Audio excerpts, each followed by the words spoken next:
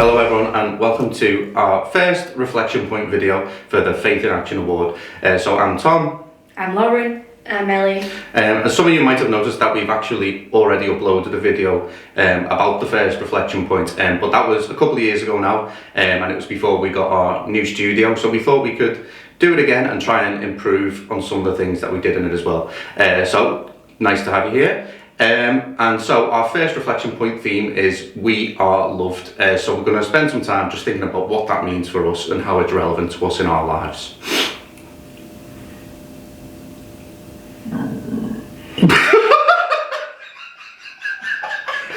What's that?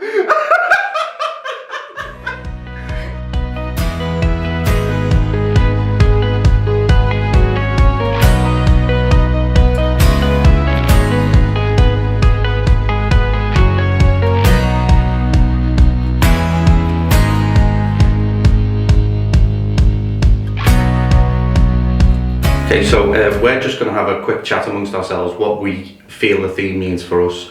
And it's a bit difficult, I'd say, because originally in our old video, like the Faith in Action, the reflection points have changed slightly. So it used to be we love because we are loved, and now it's simply just we are loved, which I think makes it maybe a little bit harder or easier. Because we are loved, it seems to be, quite a simple statement, but I guess it bears a lot more thinking about. You've got to think, why are we reflecting on such a simple statement? What could it possibly mean? I don't know. So what do you think? Well, I think it's like a comforting statement because people love us all around and God loves us, and just to know that we are loved and there are people who can support us in our difficult times as well as like the good times. I suppose it's a good one to start on. Going from that, like for the first Faith in Action point, we are loved. That was maybe like a good introductory. Let's get ourselves into the mindset of we're doing this award. Why are we doing this award? Because God loves us. How do we know that? How can we use that love to put our faith into action, I'm guessing? What is the actual definition of love? Someone who just cares and protects you. I don't know. God is love, says the Bible. Well, yeah, the Bible's, but there's no definition, which means He will protect and guide us. Oh, I thought you meant we've got to come up with our own. Oh. Love, yeah, I suppose protect, guide, unconditional. For me, I know that I'm loved by my parents. Mm-hmm. So, and I know that because they care for me, they support me, they protect me.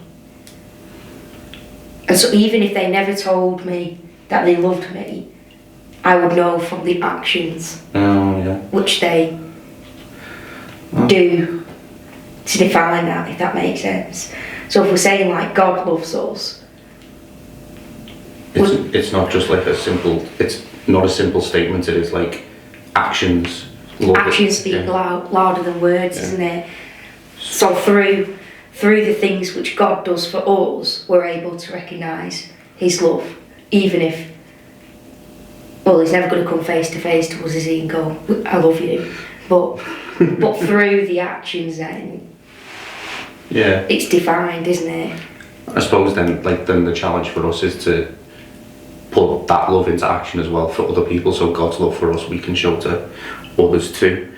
I think that's a nice little way of thinking about it, nice definition. But we've got a piece of scripture, so a story from the gospel, which we think can help us think a bit more about this reflection point, we are loved, and it's the story of the prodigal son. There once was a very rich man who had 2 sons. The first son was hard-working and always obeyed his father, but the second son was totally different from the first. He was lazy, he didn't work in his father's field, he was disobedient. All he wanted to do was lead a happy and carefree life. One day, the younger son said to the father, "Father, give me your share of the property." The father was upset, but did as his son wished. He divided his property, and the second son took his share. He then left home with his money and went to a distant land. There he spent his money lavishly on his friends, food and drink, and other bad habits. Soon he was left with nothing. Once his friends saw this, they all deserted him one by one. At that time, there was a famine in the land. He couldn't find a job, and none of his friends would give him money or food. He was forced to take up a job on a farm feeding the pigs. Very often he was so hungry that he ate the food he kept for the pigs. He was desperate and soon began to think of his father and brother back home. He said to himself, "In my father's house, even the servants have enough food. They get good shelter too, but here I am struggling to find both. I will go back to my father and beg him to take me as his servant." The son set out for his father's house. In the meantime, his father was always thinking of the second son. He would sit in near the windows, and he would look out on the road, always waiting for his son to return home. One day, his father saw his son coming in the distance. He ran out to the house with great joy. He met his son on the way. His son knelt down before him and said, "Father, I have sinned against heaven and against you. I am not fit to be your son. Take me as your servant instead." But his father lifted him up, loving, and embraced him. He turned to his servants and said, "Bring the best robe and put it on my son. Put a ring on his fingers and shoes on his feet. Kill the fatted calf and prepare a feast. Let us eat and enjoy, for my son was lost but now is found." Now, the elder son was returning from his work. He heard the music and dancing coming from his house. He asked one of his servants about it. His servants told him, "Your brother has come back, and your father is rejoicing at his return. A fatted calf has been killed to prepare for a delicious feast and celebration." The first son was angry and refused to enter his house. His father came out and begged his elder son to come in and join the celebrations. The elder son said, "I have obeyed you all these years. I have done all your works, but you have never even given me a kid to enjoy with my friends. This son was wasted all your money and property, and you ordered a fatted cow for him." His father replied, "My dearest son, you are always with me. All my property is yours. Your younger brother was dead, but now he's alive. He was lost, but now he is found."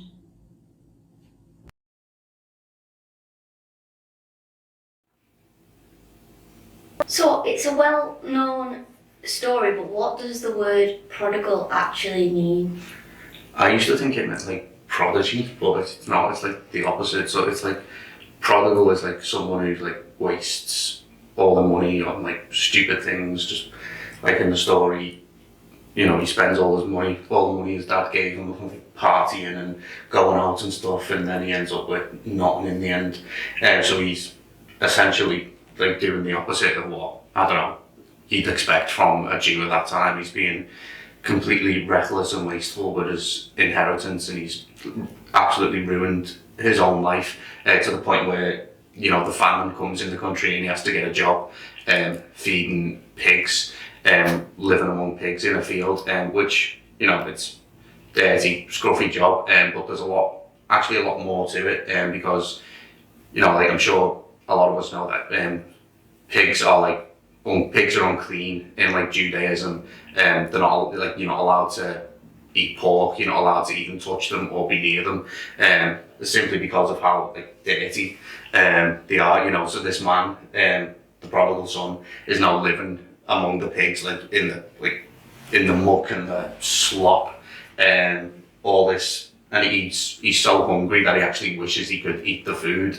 that the pigs are eating as well. This is like literally how far he's like sunk. Like he's not even like, he's not a man anymore. He's made himself like an animal, like the pigs. That's how bad he's been. Essentially, he's completely ruined his own life to the level where other Jews wouldn't even want to associate with him anymore.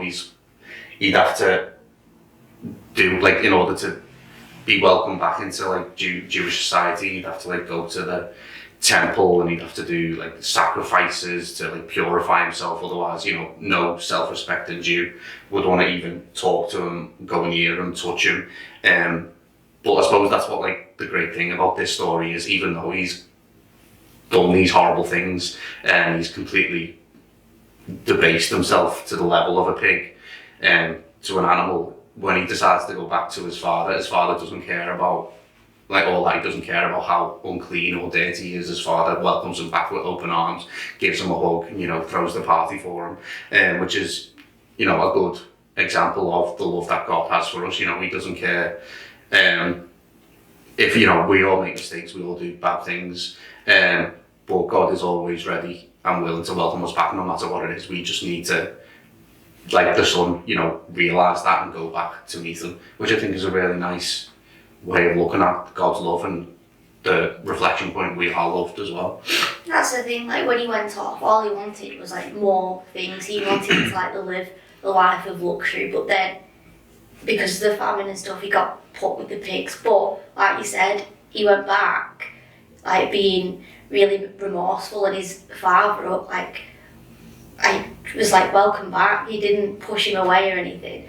And it's like sometimes we always want more, and how many times do people actually say, well, you can't have more, and actually kind of sometimes push us away in that respect.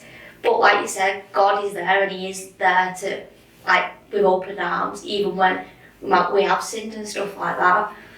I mean, I suppose the father would have had every right to say to the son, like, go away, I'm not having you back.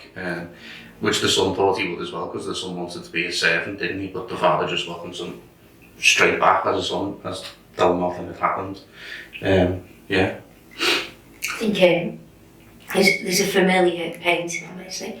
So if you go to the next slide, this is by an artist called Rembrandt. It's a very famous photo, a recognisable painting. In fact, I think if you just put in the Prodigal Son in Google, this will be like the first hit of an image. It's very popular.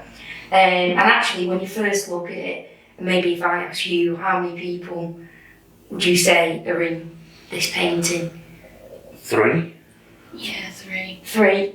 And which is interesting, because actually if you lighten the image, you'll recognise that there's actually 6 people.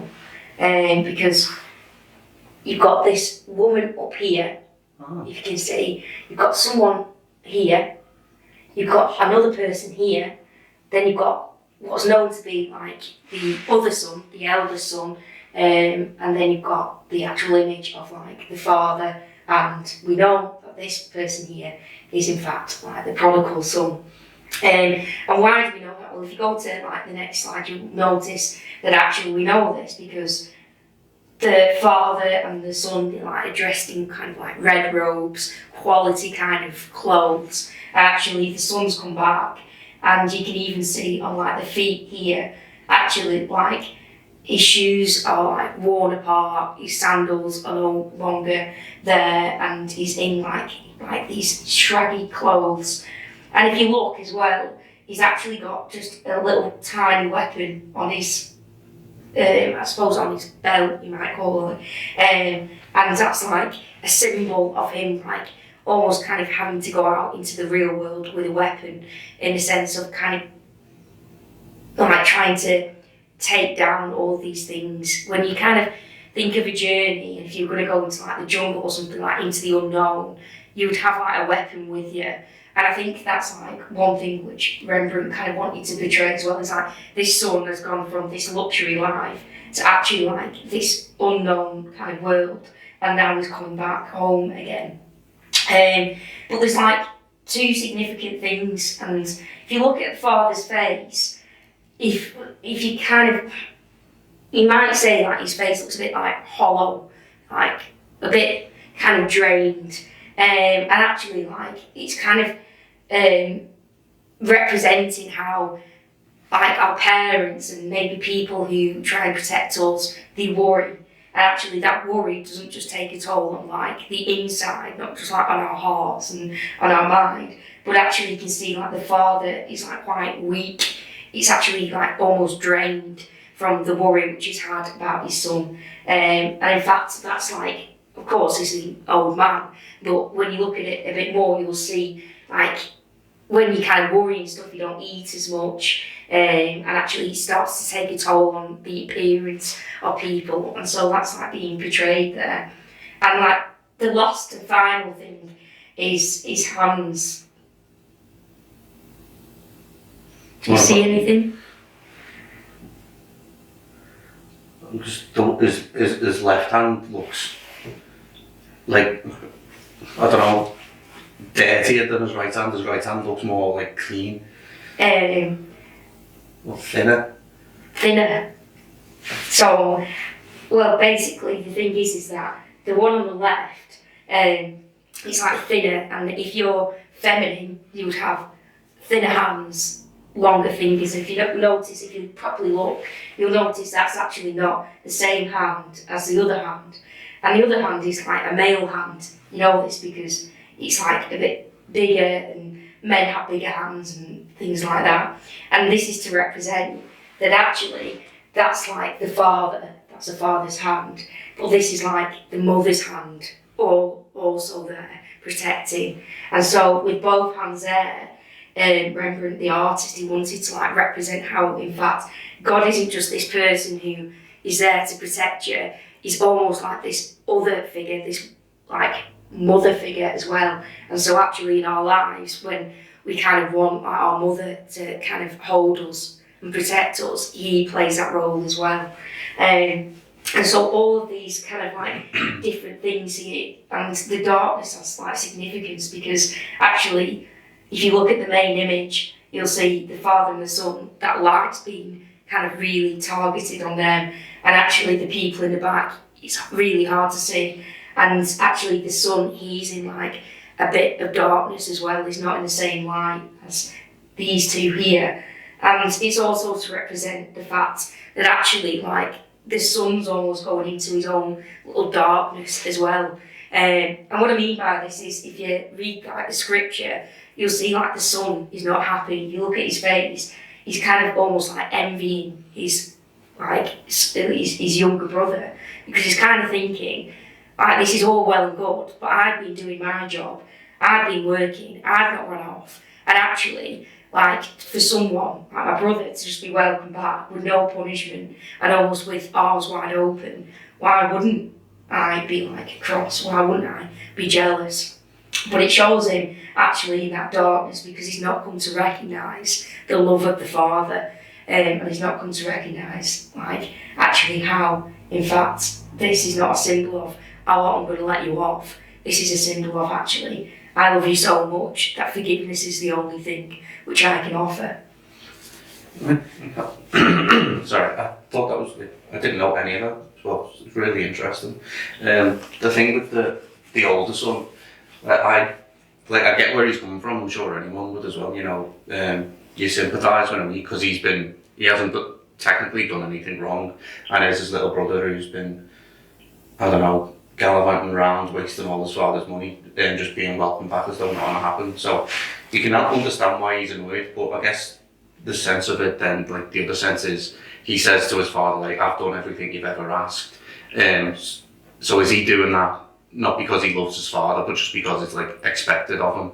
So I guess that's his problem. He's doing it out of like duty or obligation, and not because he loves his father, which I think is like, that's like our relationship with God. We should like love God and serve God, not because we're afraid of him or we like don't want to be punished, but because, you know, we actually want to.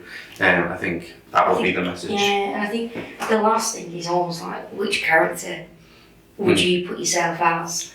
Like, because even though we put the Father as like God welcoming us, do we like welcome people? Do we forgive people? Or are we a bit like the younger son? We're a bit lost and actually we're wanting that forgiveness? Or are we the person who kind of lives a life day by day but actually doesn't really find purpose or the actual meaning of the actions which we need to do? And then even are we like the people way in the back in the darkness who maybe don't even see or recognise God's love at all? And so there's like like different kind of characters there, which I think all of us could probably put ourselves in some way. Well, you could probably be all of them as well. Yeah. At certain points, different points in your life. One thing, like a line that's always stuck out to me is when the younger son is with the pigs. It says he came to his senses, and it's like he'd been doing all this stuff, all this like prodigal stuff, for so long that he completely lost himself, and it was only when he came to his senses he realised that he could go back to his father. I also like that the father meets him halfway as well. He doesn't wait for him to get there, he runs out to meet him, which is what God would do for us as well if we came to our senses and were willing to return to him. God's always ready, God's always there and willing, and he'll meet us if we take the first step and put the effort in. But I guess it's quite hard, especially like living in the society we do now, like modern day society. It can be easy for us to lose our senses as well, to lose our way a bit, maybe get a little bit lost, like the son did. So in those times then, how do we deal with that? How do we come to our senses? And how difficult is it actually to realise that we are lost? So we're going to do a couple of little activities now, maybe just to help us understand that or think about it in a slightly different way. So what we're going to do is, as you can see, Tom has got the VR headset on, and he's going to play a game on the VR, and I'm going to ask him some questions to see how that goes. Tom, you ready? Right, well, when you're ready, we will begin. You can drop to the roll. Right, I'm ready. Here we go. Beat Saber. What's your name? Oh, I didn't know we were starting. Tom. What date is it? I think it's, I don't know. What is 5 plus 5? 10. What? When is your birthday? 27th of April. How do you spell Beausce? Beausce. What date is Christmas? 25th of December. What colour is a giraffe's tongue? I think they're blue. What colour is Mr. Bean's tie? What, sorry? What colour is Mr. Bean's tie?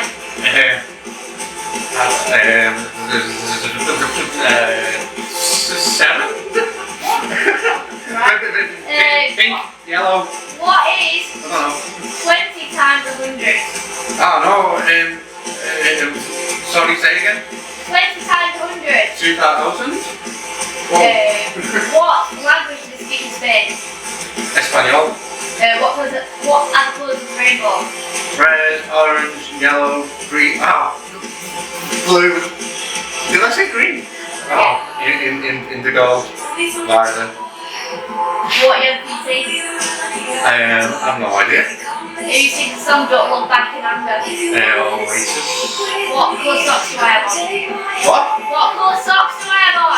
I don't know. I don't look at your socks. What is your best memory? Not this.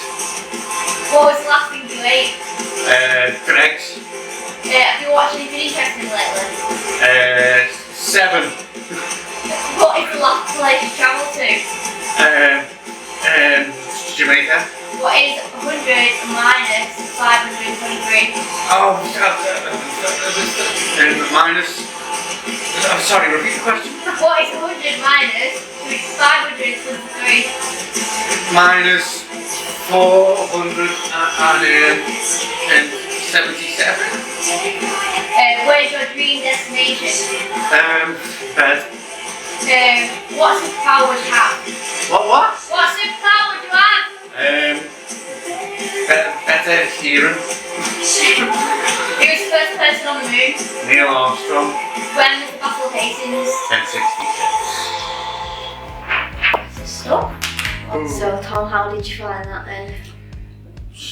To be honest, it was actually a lot harder than I thought it was going to be. Even though I beat me high score, not bragging, but it was That might have been easy, but it was really hard answering those questions. I don't think I got any wrong, though. Did I? You got a couple. Did I? Yeah, Mr. Bean's tie. Oh, well, I'm not a Mr. Bean fan. Everyone knows how cool Mr. Bean's tie is. Oh, and to be fair, I did say 7. Yeah, so maybe that was, a bit wrong. I think, like, you think you did well, but you did do well, but you didn't actually answer the questions. You actually took ages to respond to the questions. And I kind of get it because, like you said, it was like really difficult, and it's like your mind can't think that quickly. And if it did, then actually you would have interrupted your game then. And I think it's like a funny thing, that, isn't it? Because actually it's like sometimes when there's just too much going on, you can kind of like still lose your way, because even though you think you did well, you actually didn't succeed the task, in fairness, which I don't think any of us would have done. I remember when I was like back at school, which is a long time ago now, there was like this sense then of actually you were like on sense overload, which kind of didn't work. But what happens actually when we become so focused just on one thing, what happens to our like senses then? And to illustrate this was an advert which was used when I was back at school, so it's like quite old, but basically it's just a little challenge, but let's just see how well you're doing it. This is an awareness test. How many passes does the team in white make? Go!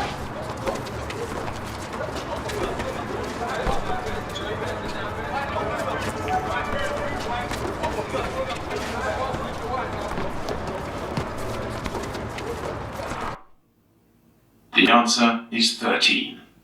How many did you get? Oh, I got 11. But did you see the moonwalking bear? What? Did you see it? No.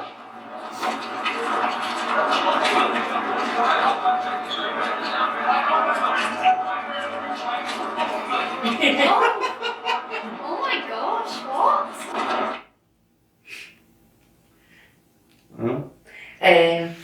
And I kind of, it was for the think for cyclists, but I think that was a reason why I wanted to show you that, because actually sometimes when we become so focused on just one thing, actually we are unable to recognise other things around us. And so it's like finding a balance, isn't it? It's finding out actually when we come to our senses, are we using what we've got in the right way, or are we too focused maybe? A bit like the prodigal son, where actually so focused on the money, he forgot about all of these other things around him, a little bit like this.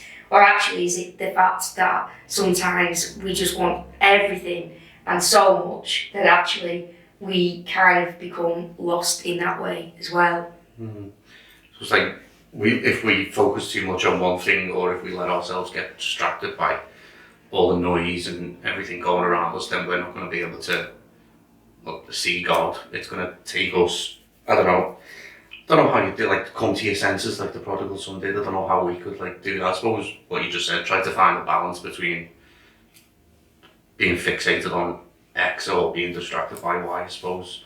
Yeah, because if we lived our life and all we ever did was just focus on God, then actually we wouldn't take care of ourselves, and we wouldn't actually kind of prosper in actual life. But then if we just become so focused in life, then actually we miss complete sight of God. So it's a tricky one. I don't think there is an answer, but it's kind of not being a bit like that older brother, isn't it? It's the fact of just living a mundane life, and forgetting actually about God as well. So yeah, well, I think that's a good way of putting it.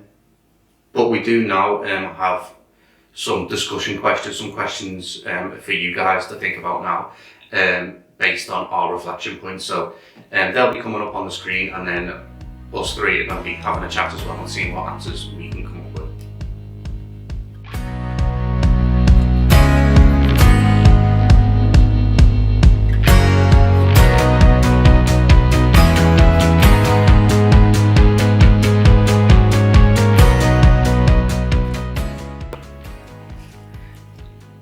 Okay, so hopefully you've had some time to think about those questions and come up with some answers yourself. So we're just going to go through them now, the three of us, and see what we think as well. So first question, how do we know that God loves us?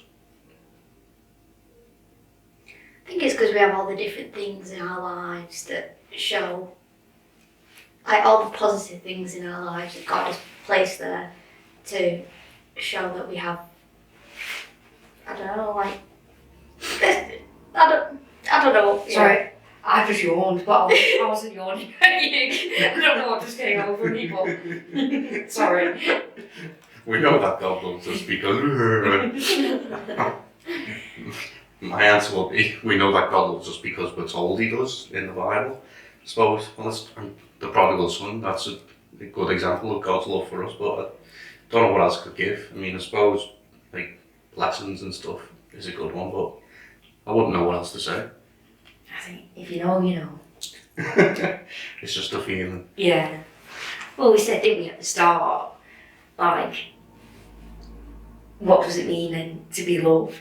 And we said, like, someone who cares for you and protects you. So if we believe that's what God is, and he does that, then you know, don't you? Yeah. Fair point. Question 2 then. Can you be commanded to love? No. Does that mean like forced? I guess so. Because if it's like, can you be commanded to love? Well, the answer is yes, because it's like the golden rule, isn't it? The greatest commandment. Love God, love your neighbour. Yeah, that's the greatest rule, but like, could you imagine if that was a law that you had to love everyone? Like, I don't think you can be. Well, I think it's difficult, isn't it? Because that's true.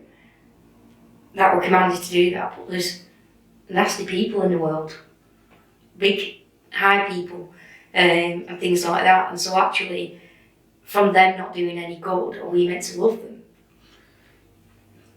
I suppose, but it's like, what does love mean? Do we have to go out to everyone in the world and give them hope, or I don't know, maybe it's just not being mean to people, I guess.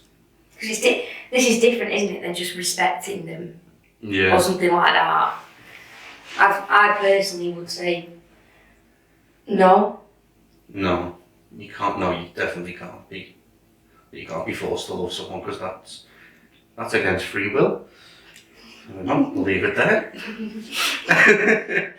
Question 3. Can you be taught to love? Can you measure love? I think you can be taught, but I don't think you can measure love, because you can measure it on like different things people do, like give you gifts and stuff like that, but just because someone gives you, I don't know, £5,000 bag or something, but then someone can give you something else which is more meaningful. So I don't think you could measure it. Yeah, you can't measure it, definitely not with money. Yeah, imagine. I think you can be taught to love though, because there's like statistics and there's actual facts on this of if you're in a household and you're young and things aren't positive in that household, that affects you later on in life. If you're in a home or an environment where actually it's a nice and pleasant environment, you're automatically more prone to live a life in that way. So, I think, yeah. I'd agree as well. I feel like it's something that we all learn when we're younger, well, most of us. Yeah. But I think anyone can learn to love at any point, really. Next question then. Does everyone deserve to be loved? Kind of answered that, haven't we? Yeah. I'd say no. Yeah. Because if people aren't loved, then they can't go on to doing horrible things to other people. So I think they are all deserved, but you have to Earn it. Yeah. I mean, I'm thinking of like wrong people in history. But actually, I can't love them anyway because I don't know them. Yeah. Do I? So I suppose the people who I know, I think if I encounter someone in my daily life, I think, yeah, unless I'd actually witnessed someone do something absolutely terrible.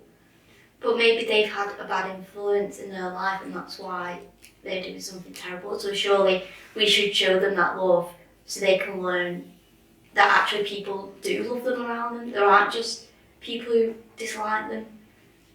Well, do you remember what I used to always say when I was younger? If you don't know me, I was very naughty and things like that when I was younger. And my mum used to say, we love you, but we just don't like you. Which was fair enough at the time because I wouldn't have even loved myself. But I suppose, like, I don't know what point that's making, but it can still be love then, but not liking the person. Yeah, I suppose. So I guess then everyone deserves to be loved, but not everyone deserves to be liked. Yeah. There we go. Thanks, Mum. Smashed it. Right, next question then. When is it difficult to love? When someone hurts you. When someone hurts you? When it's someone you don't know? It's also difficult to love if you've never been shown love.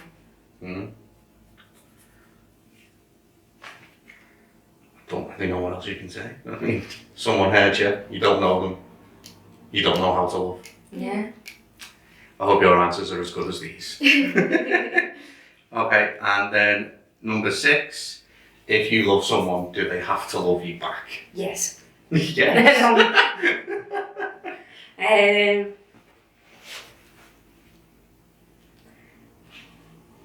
I don't know, because I don't know, Ellie loves like the Vamps and stuff like that, and I don't think the Vamps are looking at Ellie going, we love her. They don't even know who I am. Yeah. So, like when I was younger, I used to be like, oh, I'm going to marry Justin Bieber and stuff like that. But he has no clue who I am. So there is that love in that respect of like, he doesn't have to love me back because he has no clue. Is that love though?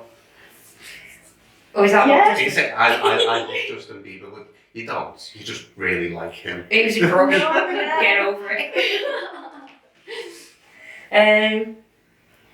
Well, I think I personally would say no, because you can, like, for example, you could have your mum who loves you, but you might not love your mum back. In the horriblest way that sounds. Yeah. If that makes sense. So there's probably like a lot of people in all of our lives who maybe we forget about, but to them we mean a lot. That's it, and you can't expect someone to love you just because you love them, especially if you've hurt them and they don't love you, but you still love them. They don't have to love you back. No. Okay. Then the final question for you guys watching is, how have you lived out this message of being loved so far, and what more can you do? So just take some time now to maybe have a think about what you've done to show up the theme of we are loved. How have you shown love? How have you recognised God's love in what you've seen and what you've done? So take some time now just to have a think about that, maybe write it down in your journals.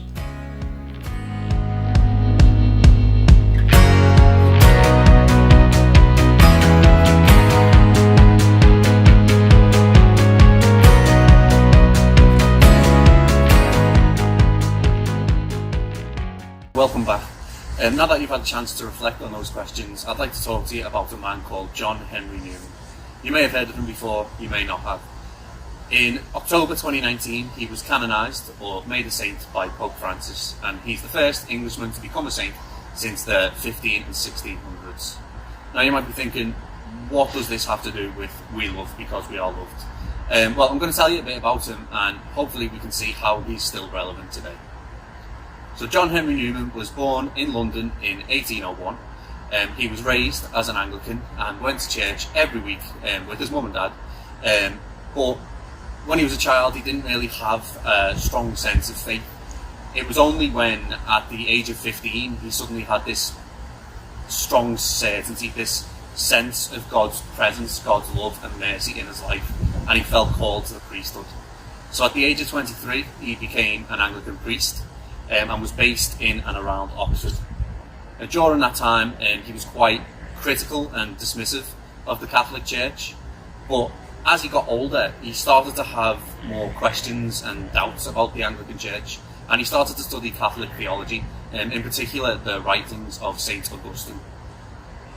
So eventually he and a group of his friends decided to leave the Anglican Church and convert to Catholicism. At the age of 44, he was made a Catholic priest, and later on in his life he was even made a cardinal by Pope Leo XIII in recognition for all the good work that he'd done for the Catholic Church in England. Cardinal Newman was a very intelligent man, and throughout his life he wrote dozens of books, articles and letters in which he shared his insights on theology and philosophy, and he even founded a university in Dublin as well. But he wasn't just a man who stayed locked up in his room reading his Bible and writing theories. Cardinal Newman was a man of the people. He had many powerful friendships throughout his life, and he was well liked by everyone that he came into contact with. As a Catholic priest, he chose to live in one of the poorest industrial areas of Birmingham to serve the people there. During the cholera outbreak in the city, he volunteered to help everyone who was affected by that contagious disease. And even at the age of almost 90, he went out into the snow to help a group of Catholic women to build a prayer room in the Cadbury's factory that they worked in. So throughout his life, John Henry Newman was a shining example of our first reflection point. We love because we are loved. Cardinal Newman came to know the love of God at a young age and then devoted his entire life to sharing that love with others. Now, although he's been dead for over 100 years, his life and his work, as I said earlier, are still relevant today. There's a very famous hymn called Lead Kindly Light, which was written by John Henry Newman and reflects his faith journey, seeing just a step or two ahead of him at a time, but trusting always in the light of God to guide him. It's a hymn of hope, trust, gentleness and grace. So we're going to play that hymn now, and as you listen to the words, I want you to think about how God is that kindly light in our lives, always there to guide us with his love.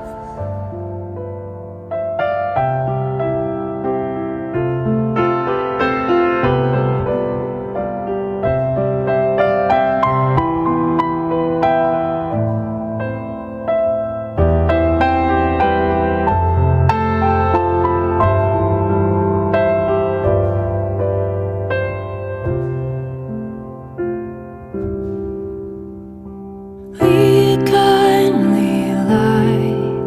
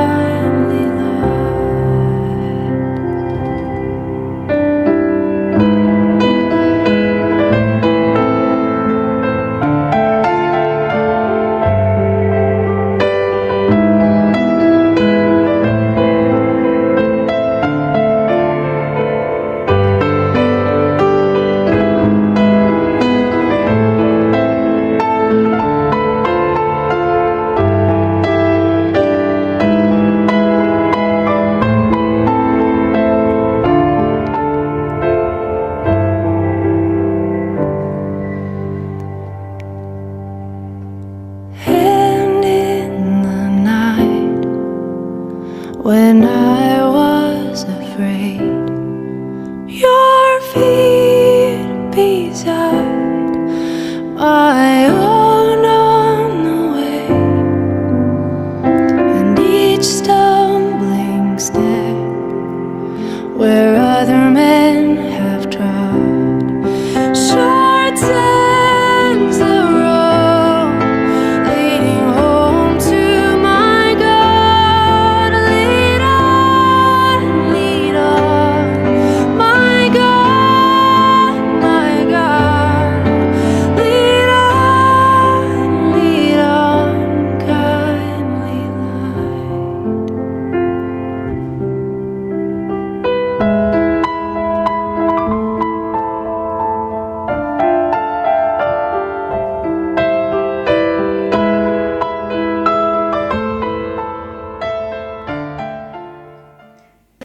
Now, as a final challenge for you guys to do at home is that we are challenging you to light a candle somewhere around your home as a reminder that God is there to guide us and is there to welcome us home.